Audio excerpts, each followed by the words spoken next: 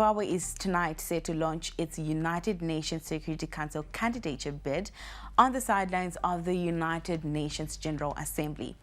The launch event starts at 6 p.m. New York time, which will be around midnight here in Zimbabwe, with Foreign Affairs Minister Professor Eamon Murira expected to lead proceedings on behalf of President Mnangagwa. Now, after President Emmerson Mnangagwa's launch in Harare a fortnight ago, a lot of ground has been made in garnering support from other nations. These include China, India, and Venezuela. Foreign Affairs and International Trade Minister Professor Eamon Murira has been holding a series of bilateral talks with his counterparts that are from several countries as Zimbabwe mobilizes support for its bid. We now have 4 December as a day of commemorating this. We don't want cohesive action which are unsanctioned by the United Nations. So it's a day that Venezuela, with a group of friends, was able to lead to say we are against unsanctioned cohesive measures which are not sanctioned by the United Nations. Now, being a member of the United Nations Security Council will enable Zimbabwe to increase its global influence as well as contribute to global peace and security. As we try to discuss this further, we are joined live by Lazarus Sauti, who is an international relations expert. Lazarus, good evening, and thank you so much for making the time and for joining us on News Plus. What's the significance of tonight's global campaign? The launch is a diplomatic milestone for us.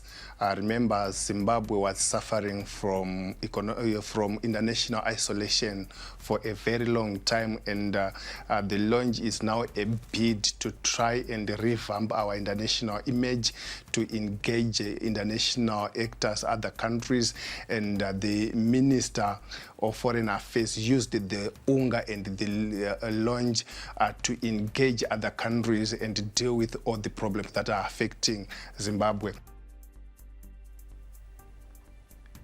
We're having quite of a connection problem with Lazarus there, but I'm hoping you can be able to answer me on this one, Lazarus, to say, why is it important for SADC and the Global South? It is all about cooperation, international cooperation. It is about collaboration. Zimbabwe is being the voice of other countries, the so-called isolated countries. Remember, Venezuela supported Zimbabwe's bid, meaning that countries that are sharing the same political interest, countries that have suffered from international isolation, from the international community that have been silenced, are supporting each other in achieving peace and security in the world. And another thing is, when it comes to this launch, when it comes to Zimbabwe's bid to join the United Nations Security Council as a non-permanent member, it is also pushing the interest of Africa.